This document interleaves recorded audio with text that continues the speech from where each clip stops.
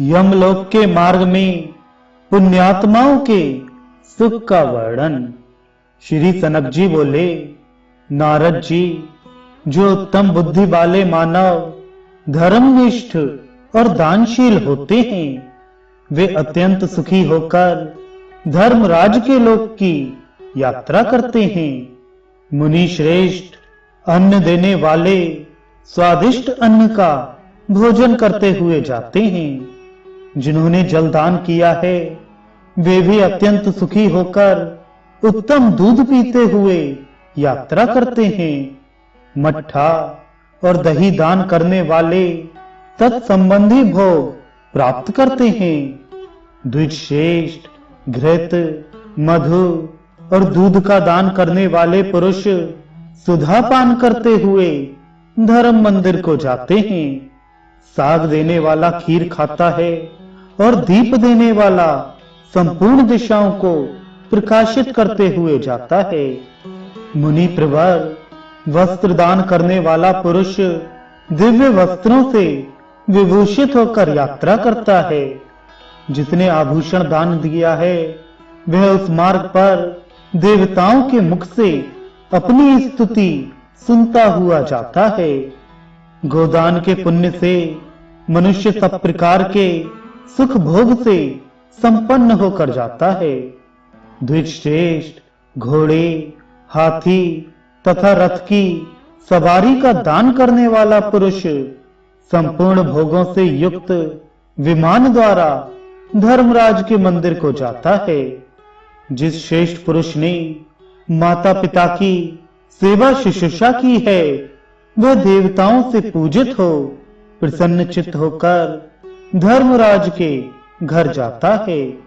जो यतियों, व्रतधारियों तथा श्रेष्ठ ब्राह्मणों की सेवा करता है, वह बड़े सुख से धर्मलोक को जाता है।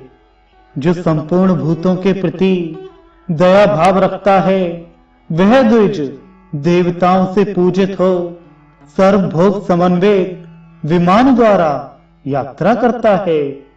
जो विद्या दान में तत्पर रहता है, वह ब्रह्मा जी से पूजित होता हुआ जाता है। पुराण पाठ करने वाला पुरुष मुनीश्वरों द्वारा अपनी स्तुति सुनता हुआ यात्रा करता है। इस प्रकार धर्मपरायण पुरुष सुखपूर्वक धर्मराज के निवास स्थान को जाते हैं। उस समय धर्मराज चार भुजाओं से युक्त हो शंख, चक्र, गदा और खड्ग धारण करके बड़े स्नेह से मित्र की भांति उस पुण्यात्मा पुरुष की पूजा करते हैं और इस प्रकार कहते हैं, हे बुद्धिमानों में श्रेष्ठ पुण्यात्मा पुरुषों, जो मानव जन्म पाकर पुण्य नहीं करता है, वही पापियों में बड़ा है और वह आत्मघात करता है। जो अनित्य मानव जन्म पाकर उसके द्वारा नित्य वस्तु धर्म का साधन नहीं करता, वह घोर नरक में जाता है। उससे बढ़कर जड़ और कौन होगा।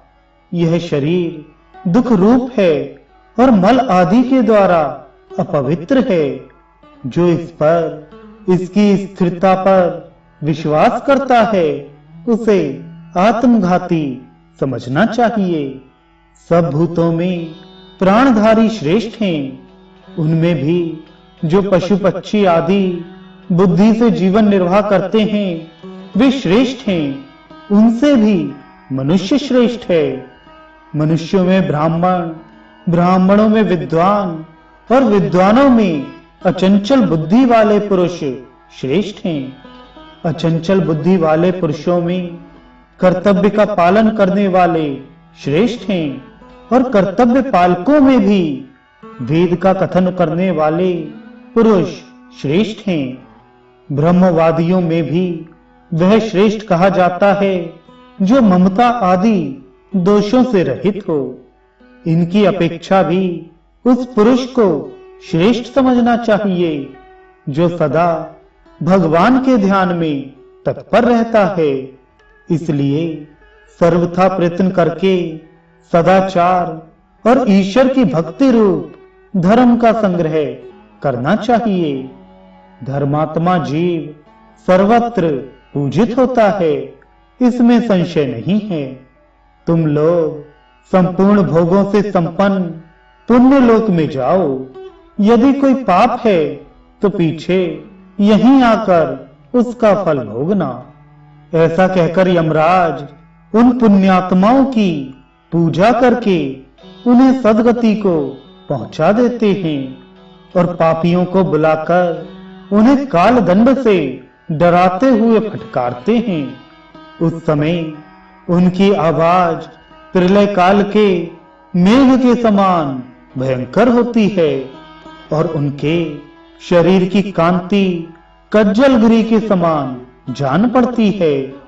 उनके अस्त्र शस्त्र बिजली की भांति चमकते हैं, जिनके कारण वे बड़े भयंकर जान पड़ते हैं। उनके 32 भुजाएं हो जाती हैं। शरीर का विस्तार 3 योजन का होता है। उनकी लाल लाल और भयंकर आंखें बावड़ी के समान जान पड़ती हैं। सब दूत यमराज के समान भयंकर होकर गरजने लगते हैं। उन्हें देखकर पापी जीव थर थर कांपने लगते हैं और अपने अपने कर्मों का विचार करके शोकग्रस्त हो जाते हैं।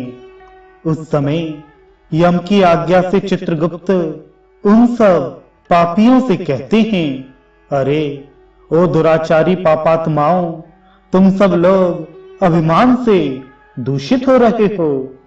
तुम अविवेकियों ने काम क्रोध आदि से दूषित अहंकार युक्त चित्त से किस लिए पाप का आचरण किया है। पहले तो बड़े हर्ष में भरकर तुम लोगों ने पाप किए हैं, अब उसी प्रकार नरक की यातनाएं भी भोगनी चाहिए।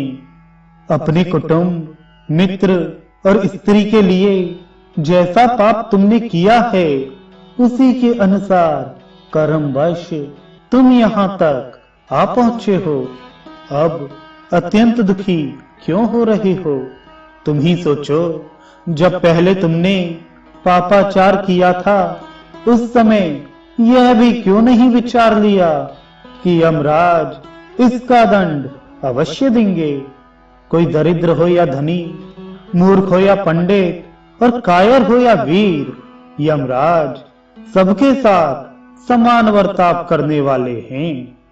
चित्रगुप्त का यह वचन सुनकर वे पापी भयभीत हो अपने कर्मों के लिए शोक करते हुए चुपचाप खड़े रह जाते हैं। तब यमराज की आज्ञा का पालन करने वाले क्रूर, क्रोधी और भयंकर दूत इन पापियों को बलपूर्वक पकड़कर नरकों में फेंक देते हैं। वहां अपने पापों का फल भोगकर अंत में शेष पाप के फलस्वरूप वे भूतल पर आकर स्थावर आदि योनियों में जन्म लेते हैं।